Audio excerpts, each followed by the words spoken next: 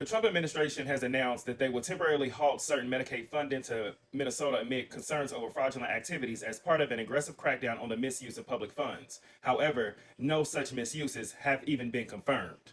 So they are freezing more than $250 million in Medicaid reimbursements to the state of Minnesota over alleged fraud.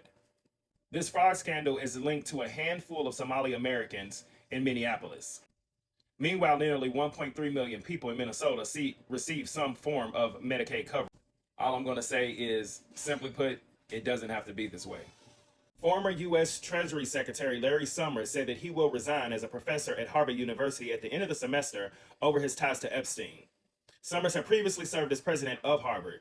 He had been on a leave since last November after the Harvard Crimson student newspaper detailed how had asked Epstein for relationship advice, how to have an affair with the person he was mentoring.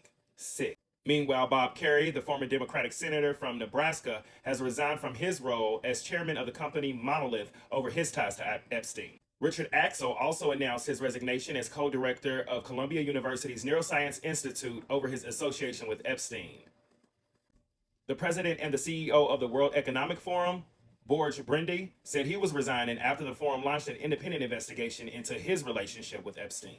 Meanwhile, Bill Gates has apologized to the staff of the Gates Foundation over his ties to Epstein. He's also acknowledged that he had two affairs with Russian women that Epstein later discovered. According to a recording obtained by the Wall Street Journal, Gates admitted that he first met with Epstein in 2011, years after Epstein had pleaded guilty in 2008 to soliciting a minor for prostitution. Cuba's Ministry of the Interior said that it thwarted what is described as an armed terrorist infiltration in Cuba. Authorities intercepted a Florida registered speedboat carrying 10 armed men who reportedly fired on Cuban personnel and injured their commander. 4 of the speedboat crew were killed, and the remaining 6 members of the party were detained. All of the suspected invaders are Cuban nationals who were residing in the United States before the attack.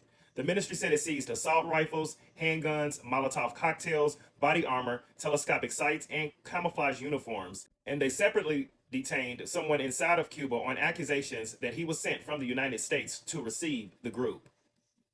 We can no longer remain silent because silence is complicity. And with everything going on in the world right now, silence is not an option. We've got to work together. We've got to stick together to bring change to the world. And collectively, we can do this because we are creators of our lives. Collectively, we can imagine the world that we want to live in. The world that is free of oppression, the world that is free of genocide, the world that is free of Zionism and capitalism, and the world where everyone is treated and created equally, and the world where we do not have to pay simply to exist. It doesn't have to be this way. We collectively can live a life of abundance. It's possible, and it's up to us to create it. None of us are free until all of us are free. Free all oppressed people. Stay loud, stay aligned, stay egalitarian AF.